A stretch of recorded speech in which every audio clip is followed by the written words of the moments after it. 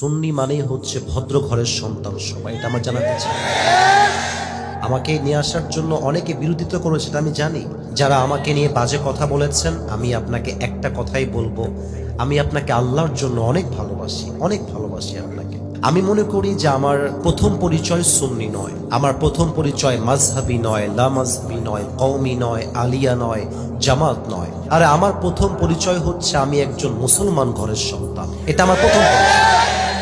আমরা ভাগাভাগি করে ফেলি। এই যে যুবকরা দেখতেছেন, ওরা ভাগাভাগি বোঝে না, ওরা সব হুজুরকে আল্লাহর জন্য ভালোবাসে, তাই না যুবক ভাইয়েরা বলো? ওরা ওই সুন্নি ওয়াহাবি এসব বোঝে না, ওরা ভালোবাসা বোঝে। আর ইসলামটা তো এত ছোট নয় যে আমার ভাই ভিন্ন মতের হলেই তাকে আমি অপছন্দ করব।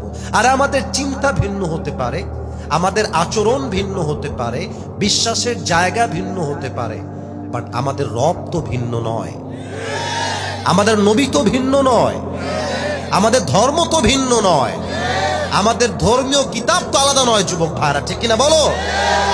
দিন শেষে আমরা ঐক্যবদ্ধ হয়ে কাজ করতে চাই। আরে আমরা যদি ঐক্যবদ্ধ হয়ে সামনে আগাতে পারি, আগামীর বাংলাদেশ চলবে আল্লাহর কোরআনের সংবিধান দিয়ে, আগামীর পার্লামেন্ট চলবে আল্লাহর কোরআন দিয়ে। সিলেটের ভাইরা আমার, ভেদাভেদ ভুলে যান, আসুন আমরা ঐক্যতার বাংলাদেশ করি। এবার আর একটা কথা বলে দেই, আপনাদের মাহফিল কোন ক্যাটাগরি ইসলামী মহাসম্মেলন, এটা আমি আজকে না, প্রায় 2 মাস আগের থেকেই জানি। আমি নিয়ত করেছি, আমি ওয়াদা দিয়েছি আসবো। দ্যাট মিনস আমি বেঁচে থাকলে definitely I will come here, আমি আসবো।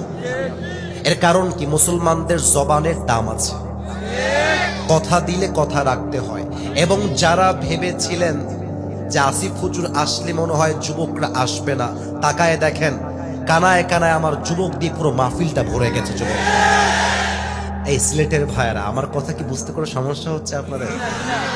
আপনারা কি কখনো ভেবে দেখেছেন সিলেট ছাড়া কিন্তু বাংলাদেশের নামটাই অচল হয়ে যাবে? সিলেট ছাড়া সিলেটের যে সুন্দর চায়ের বাগান, সিলেটে আসলেই বোঝা যায় বাংলাদেশ হচ্ছে আসল প্রকৃতির সৌন্দর্যের জায়গা।